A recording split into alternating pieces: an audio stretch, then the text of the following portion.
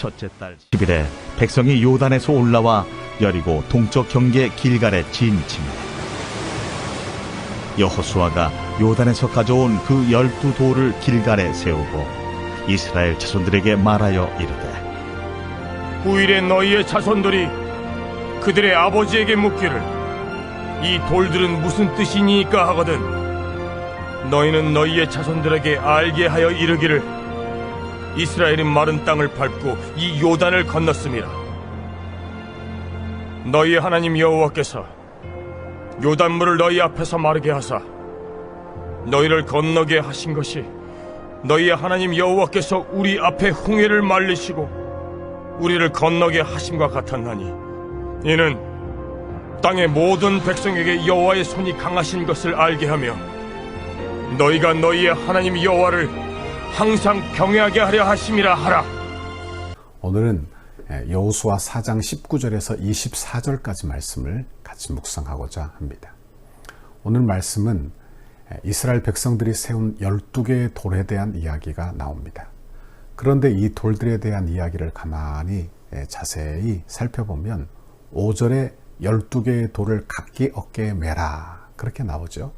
그리고 8절에도 보니까 돌들을 어깨에 메어 가지고 자기가 유숙하는 곳으로 가져다가 두어라. 그리고 9절에 보니까 언약궤를 맨 제사장들의 발이 선 곳에 12돌을 세웠더니 오늘까지 거기 있다. 이렇게 말하고 있어요. 그러므로 이 말에 의하면 12개의 돌을 지파 수대로 그렇게 12개의 돌을 각기 어깨에 메어 자기 집에 가지고 와 유숙하게 되었고 또 다른 12개의 돌을 제사장들의 법궤를 맨 자리에 세웠다. 그렇게 해석하기도 하고 또한 제사장들의 발 앞에 세웠던 그 12돌을 그들이 가지고 와서 자기의 육숙하는 곳에 두었다. 이렇게 해석하기도 하는 두 가지 종류의 해석이 있습니다. 그러나 이것은 중요한 것이 아닙니다. 중요한 것은 이 12개의 돌을 기념비로 이스라엘을 위하여 하나님이 세우셨다는 이야기예요. 그런데 그들이 가져온 돌들이 어디에서 가져왔느냐? 20절 말씀에 보니까 이렇게 말씀이 나옵니다. 여호수아가 요단에서 가져온 그 12돌을 길갈에 세웠다. 어디에 세웠습니까? 길갈에. 어디에서 가져왔어요? 요단에서 가져왔습니다. 길갈에 대해서 5장 9절에서 이렇게 설명하고 있어요. 여호와께서 여호수아에게 이르시되 내가 오늘 애굽의 수치를 너희에게서 떠나가게 하셨으므로 그곳 이름을 오늘까지 길갈이라 하였느니라. 길갈의 이름은 뭡니까? 너희의 수치가 떠나갔다. 그리고 그곳에서 이스라엘 백성들이 단체로 할례를 행했던 곳이 바로 길갈이에요. 그러므로 길갈이라는 이름 자체가 굴러갔다. 애굽의 수치가 굴러갔다. 돌이 굴러가듯이 그렇게 우리의 수치가 그들의 수치가 굴러갔다는 거예요. 여러분 그러니 길갈이라는 곳이 그들에게 어떤 의미가 될 것인지 생각을 해보게 되는 것입니다. 성경을 여호수아서를 쭉 묵상하다 보면 이스라엘 백성들이 가나안을 정복하는 아주 중요한 전쟁들이 있습니다. 그 첫 번째는 중앙으로 들어가는 중앙작전이에요. 그러니까 여리고와 아이성, 베델의 전투가 바로 그 핵심부를 지나 중앙으로 들어가는 그런 중앙전쟁입니다. 그리고 두 번째 전쟁은 남부작전인데 예루살렘, 헤브론, 브엘세바 전투예요. 그리고 마지막으로 북부작전인데 하솔과 메론과 악삽의 전투가 되는 것입니다.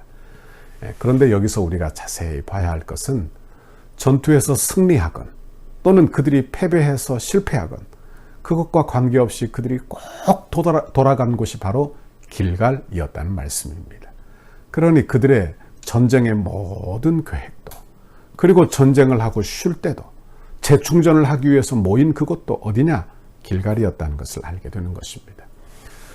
사사시대에 사무엘이 사사가 되고 사무엘이 해마다 길갈에 모여 길갈에서 이스라엘을 다스렸다. 그런 기록도 나오게 되는 것입니다. 여러분 길갈 12개의 돌이 세워진 이 길갈은 이스라엘 백성들에게 아주 중요하고 위로가 되고 그리고 하나님의 임재가 있는 아주 중요한 장소였다는 것을 깨달아 알게 되는 것입니다. 그들은 길갈에 돌아갈 때 늘 생각했을 거예요. 그래 우리 하나님이 우리를 도우셨지. 우리 하나님이 함께할 때 불가능한 요단강도 건너게 하셨지. 우리가 다 정복할 수 있었지. 지금 낙심하지 말아야 되겠다. 하며 구원의 기념비가 있는 그 길갈로 그들이 가게 되었더라 하는 말씀입니다. 이제 21절 말씀부터 한번 보세요. 21절에서 24절까지 말씀입니다.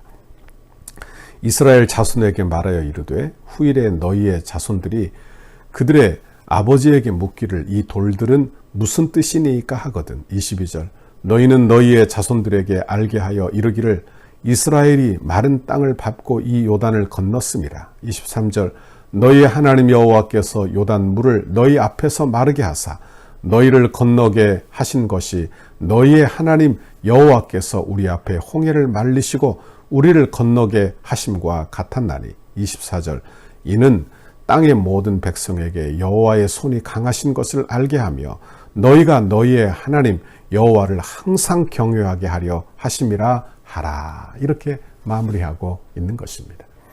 우리는 하나님의 은혜를 너무 잘 잊어버리죠. 받은 은혜는 너무나 잘 잊어버리고 원수는 날마다 기억하는 그런 경향이 있는 것입니다. 하나님이 그걸 우리를 잘 아세요. 우리의 그런 죄성을 잘 아세요. 그래서 하나님이 이스라엘 백성을 위하여 12개를 택하라 하시고 그들의 구원을 기억하도록 길갈에 그 돌들을 두게 하셨다는 이야기입니다. 여러분, 그들이 그 길갈에서 늘 하나님을 기억하게 된 것이죠. 마른 땅으로 건너게 하신 하나님, 홍해를 건너신 하나님이 요단강도 건너게 하셨다 하며 하나님을 경외하며 살게 하려고 기념비를 주셨다는 이야기입니다.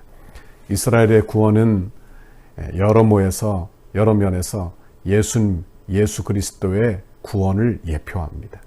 예수께서 십자가를 통해서 우리를 구원하신 영적인 구원을 이스라엘 백성들이 예표하는 삶을 살았다는 이야기예요. 그래서 고린도전서 10장에 보면 이스라엘 백성들이 홍해를 건넌 것을 예수님과 연합해서 세례를 받았다. 이렇게 사도 바울이 해석해내고 있는 것입니다.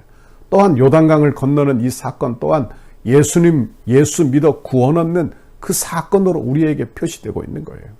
그러므로 우리 안에도 이 12개의 돌들이 이 길갈이 있어야 한다는 것을 알게 되는 것입니다. 그 돌은 바로 산돌이신 예수님이시요. 그 예수님께서 십자가에서 죽으신 그 죽음이에요.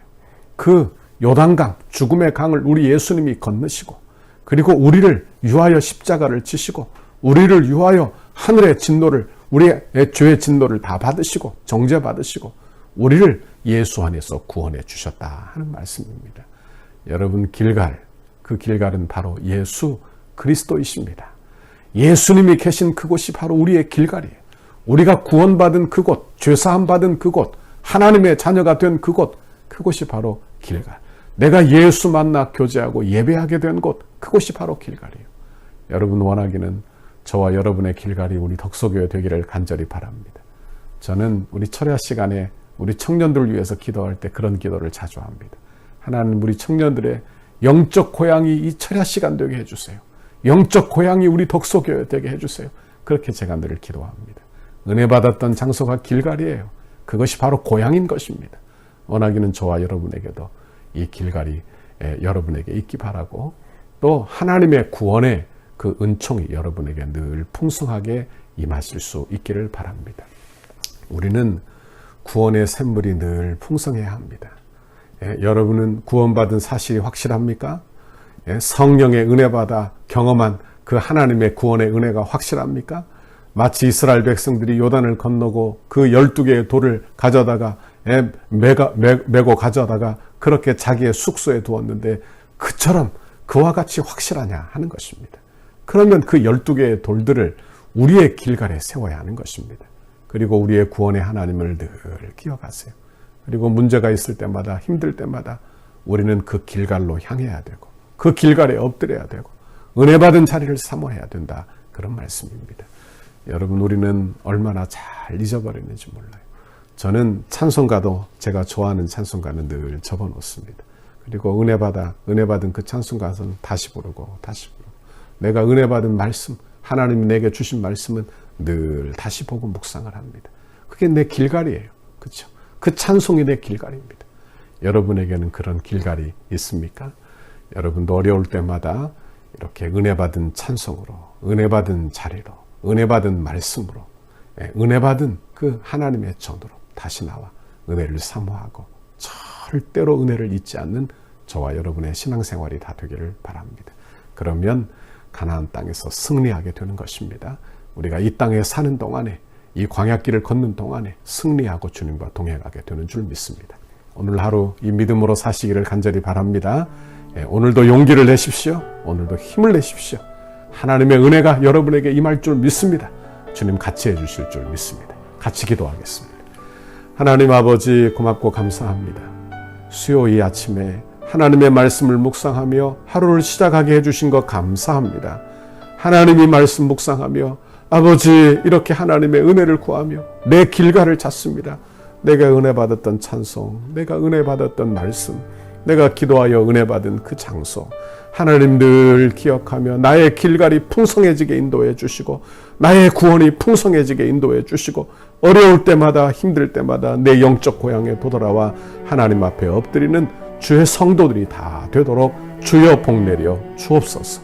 오늘도 힘 주시고 능력 주시고 지혜 주옵소서. 감당할 힘을 주옵소서. 건강 주옵소서.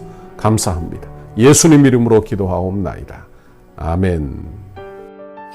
우리 교회를 향한 주님의 뜻을 이루소서.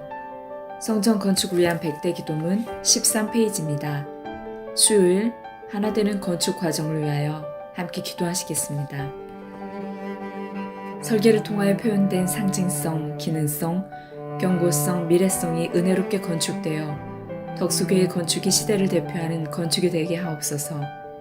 하나님께서 지혜를 주시고 재능을 주셔서 설계사의 도면 그대로 정확하고 세밀하게 시공되게 하옵소서.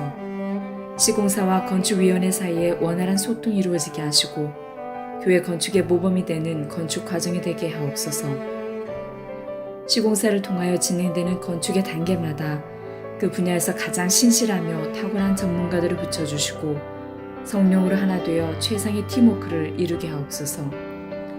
처음부터 끝까지 모든 과정에 하나님의 인도하심을 받는 시공사가 되게 하시고 한치의 어긋남과 흐트러짐이 없이 완벽하고 튼실한 건축 과정이 되게 하옵소서.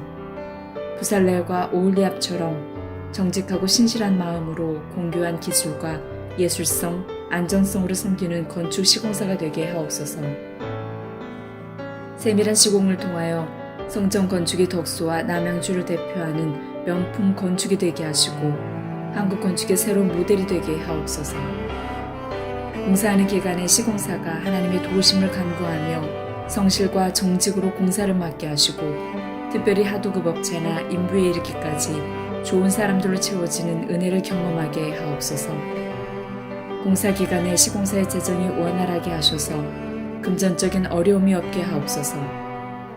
건축에 조금의 차질이 없도록 모든 건축 자재가 잘 준비되게 하시고 일기와 환경까지도 하나님께서 섭리하여 주셔서 물 흐르듯이 진행되는 건축이 되게 하옵소서. 시공 과정 중 건축에 대한 의견을 나누고 상황을 점검할 때마다 막힘없는 소통이 이루어지는 행정이 되게 하옵소서. 건축이 진행되는 동안 우리 교회를 통해 넘치는 은혜와 복을 받아 사업이 더욱 번창하게 하시고 기쁨으로 건축에 동참하는 업체 되게 하옵소서. 시공사의 모든 직원들이 성전 건축을 통해 하나님을 알게 하옵소서. 시공사가 교회를 건축하면서 더욱 많은 일거리가 생겨나게 하시고 교회 건축을 즐거움으로 감당하게 하옵소서.